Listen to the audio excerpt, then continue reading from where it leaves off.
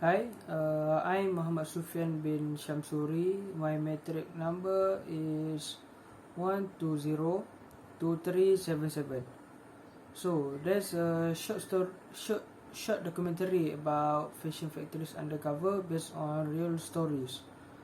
It was directed by Real Stories Channel. The documentary about the documentary talks about clothing factory called Monde Apparels in Dhaka, Bangladesh.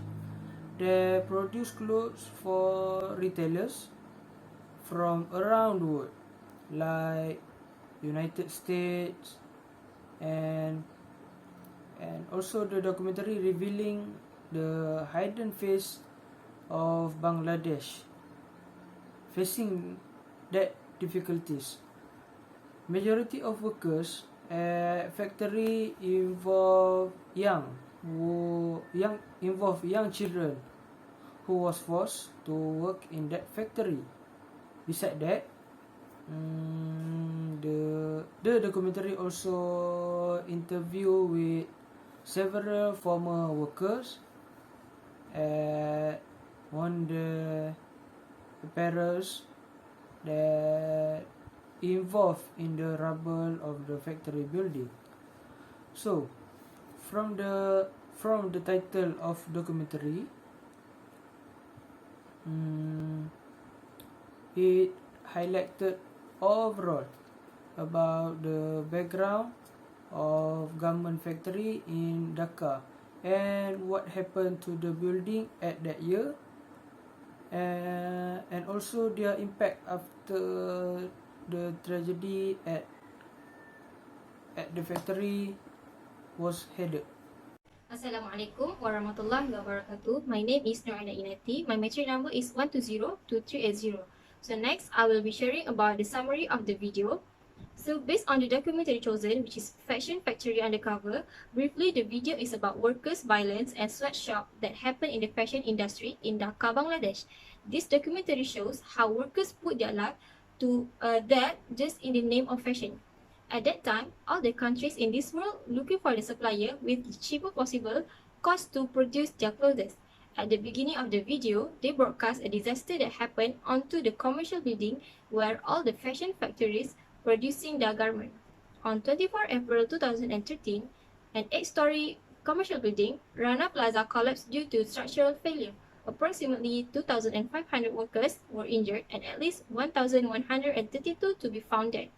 It has all happened because the building owner, which is Sohail Rana, being egocentric and greedy. They being told to move out from the building by the head of the Bangladesh Fire Service and Civil Defense days before the collapse happened. One of the collapse survivors shared her condition and experience through the interview session on how she lost one of her legs. Two of the garment workers were hired to investigate the actual condition inside the sweatshop factory by wearing hidden cameras. The footage proves that the garment workers were forced to work over than 10 hours. They even threatened the workers to cut off their wages if they move out of the factories.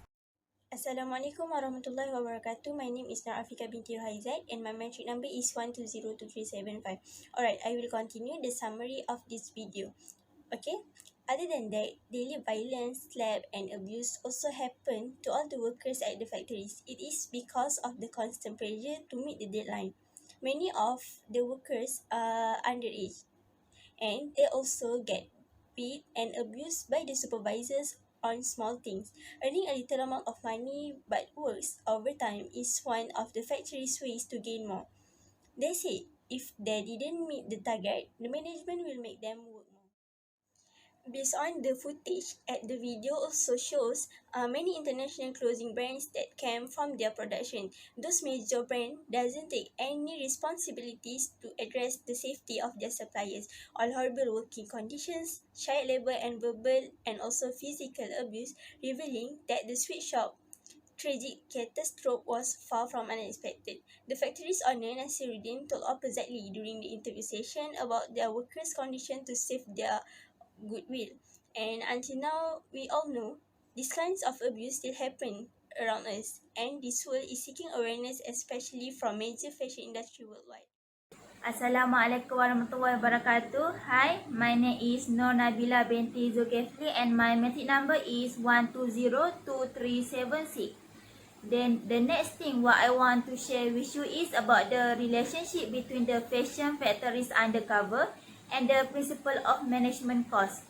From what I have observed from that particular tragedy video documentary, I can say that the fashion factories in Bangladesh have problem in aspect of managing ethics and social responsibility. Undercover revealed the hidden face of Bangladesh sweatshop, which has a history of workplace disaster as a consequence of unethical practice in the construction of Rana Plaza and the irresponsibility towards the crack identified in the walls.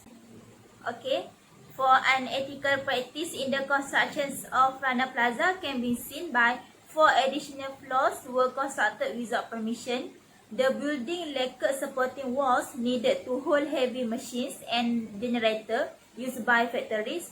The lot where Rana Plaza stood was formerly a pond which was filled only with sand. Inferior building materials were used to construct Rana Plaza. Not enough fire exits and fire door to padlocks. None of that accordance with government's rules and regulation in construction. After that, the tragedy also due to irresponsibility towards the crack identified in the walls. Moment earlier, before the collapse, large cracks had appeared in the pillar. Day before the disaster, no evacuation even after noticing cracks across the building. In fact, the manager has hides information about the true condition of building from the workers, and he also orders workers to return the next day, which tragically resulted in the loss of many lives. If the workers do not go back inside, he will stop their waste and owner will get their sack. Business decisions such as always affect others and therefore have an ethical dimension.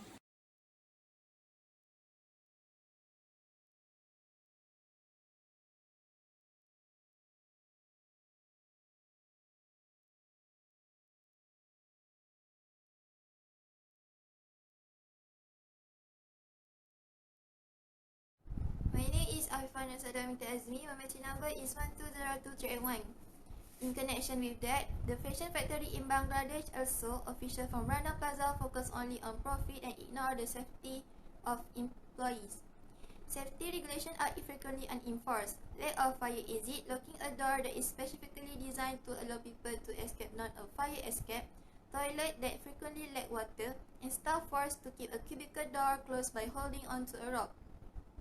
AFIQAH Code of Conduct states, employees at supplier factory should receive regular and documented health and safety training, but this system is being abused. Last but not least, unethical behavior on the production line of a fashion factory in Bangladesh. Employees have to undergo strict command and pressure to meet deadline for delivery and have to meet high production target.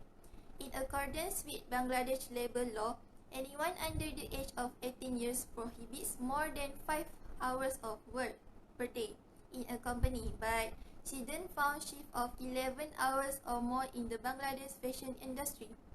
The producer then instruct the employer to make false statement before the buyers as well.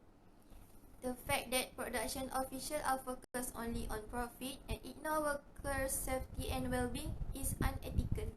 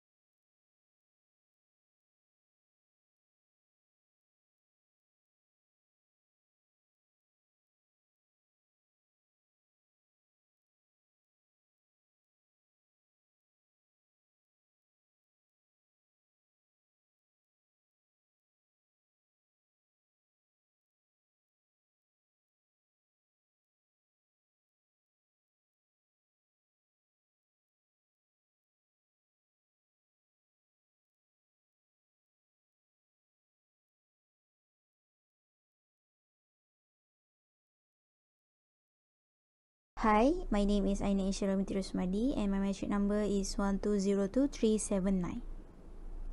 So, many of clothes in American stores are made in Bangladesh, which has history of workplace disaster.